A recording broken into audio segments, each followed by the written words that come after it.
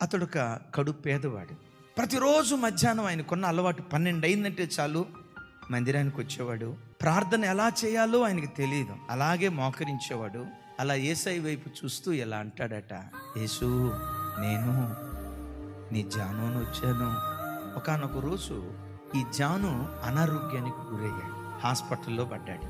నేను పలకరించడానికి ఎవరూ రావట్లేదు కదయ్యా, అయినా నువ్వు ఎంత సంతోషంగా ఉన్నావేంటి, నీ సంతోషానికి కారణం ఏంటి అంటే, ప్రతిరోజు మధ్యాహ్నం నేను ఆరాధించే దేవుడు 12 గంటలకల్లా నా పడక దగ్గరకు వచ్చి, జాను నేను నీ యేసునొచ్చాను, జాను నేను నీ యేసునొచ్చా.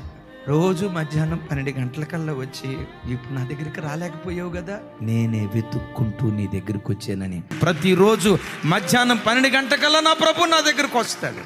ఎవరున్నా లేకపోయినా ఆయన ఒక్కడుంటే ప్రపంచాన్ని జయించిన విజేతలుగా మనం మిగిలిపోతాం.